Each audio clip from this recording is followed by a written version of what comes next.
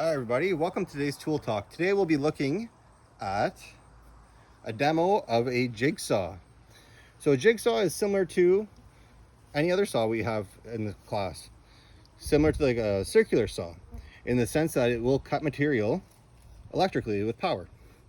So what we can do here, instead of a circular saw, is make curved cuts and get into small tight areas with this.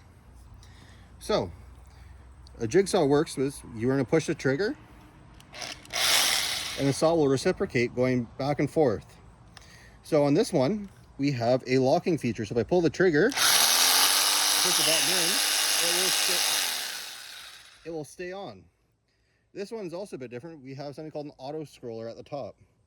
So in the locked position, this handle won't move. But on the unlocked position, when we turn the knob at the top, the blade will also change. This is good for if you're making a curved cut and you need to be very precise with it. So, how do we use the jigsaw? So you want to make sure your cord is out of the way. This is an older model that has a cord. Some of the ones we have in the class do not have cords. So you always want to make sure our cord is away from our cutting piece here at the front. So, let's say I want to make a curved cut. I'm going to take the cord and put it behind me so that it is out of the way. I'm going to line up my scroll saw here with pressure at the front, 2 hands. Let's say I want to round this corner off. Without the auto scroller on, you can just do it manually by turning the whole machine.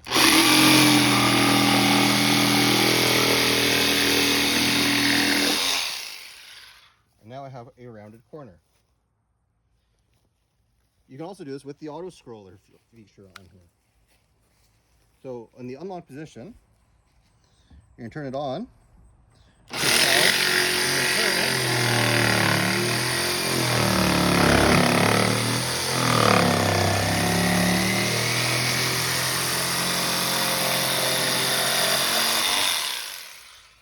And you can do shapes following it like a scroll saw.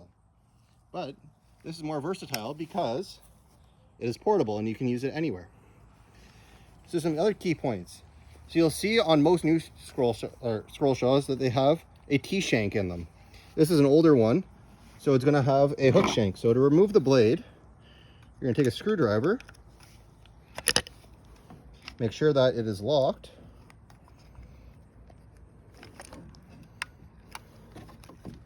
you can put it down and remove the screw.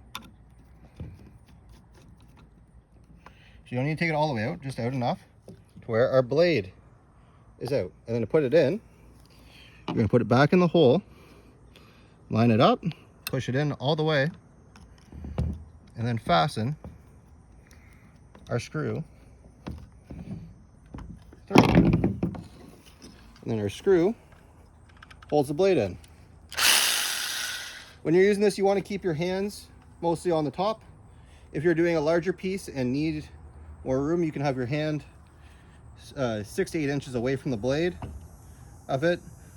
It is guarded, but if you do have your hand in front, it's a bad idea because your fingers are there. So whenever we're using tools, we're going to use common sense and keep our fingers away from the sharp parts of the tools. Thank you. That's been today's tool talk, and